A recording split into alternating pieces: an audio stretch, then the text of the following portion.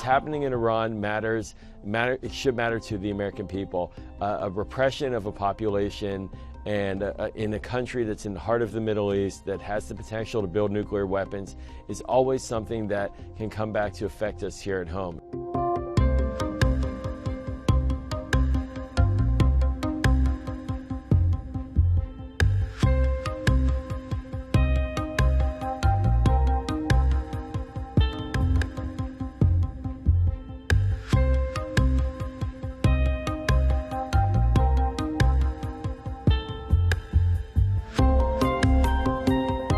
Primary concern was wrapping up in a very tight box the nuclear program to prevent a major threat from Iran in that case. So it was a very narrow, tailored negotiation.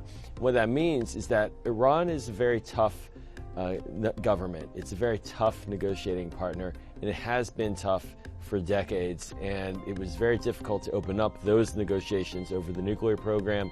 So getting the Iranian regime to change its behavior is always an incredibly complicated task. Iran is a repressive country. It has a regime that oppresses its own people and has committed human rights violations for decades.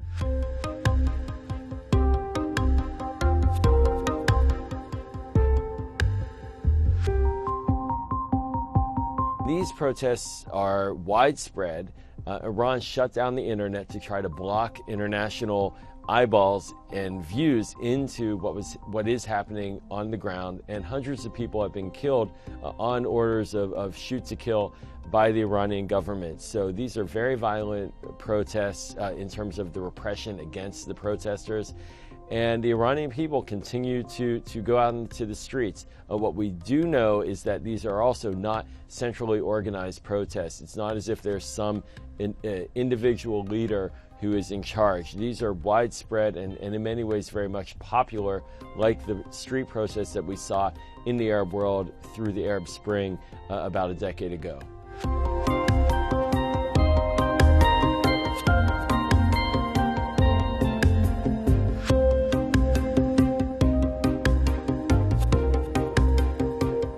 The result of that is that there really has been a reduced level of communication and coordination amongst the protesters, making it easier, frankly, for the regime to suppress. And that lack of communication amongst the protesters really has dampened their efforts.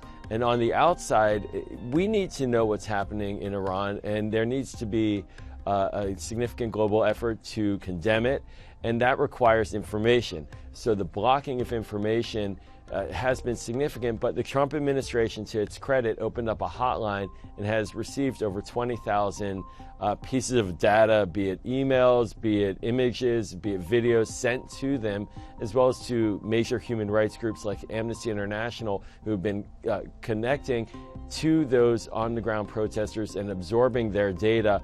And now we're beginning to see that data, while not in real time, but now we're seeing the data and the videos and the pictures of what has happened on the ground, and a major picture is emerging of significant widespread repression.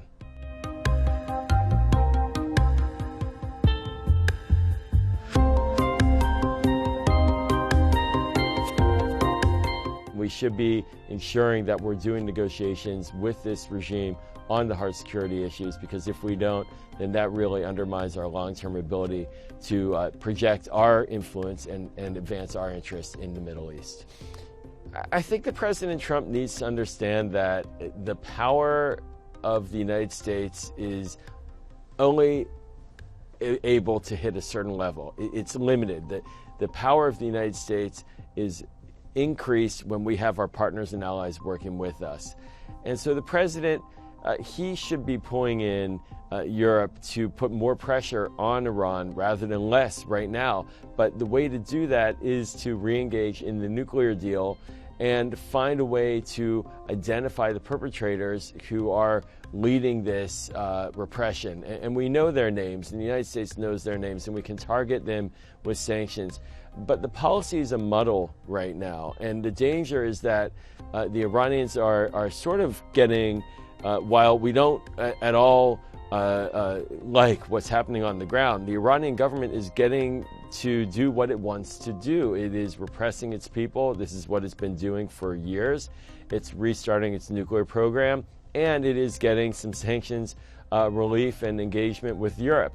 So our policy is not actually connecting the dots in a way that is pushing Iran's behavior to the side and curtailing their negative behavior. We're seeing their involvement across the region. It's very problematic, and they're facing blowback, be it in Iraq, be it in Lebanon as well.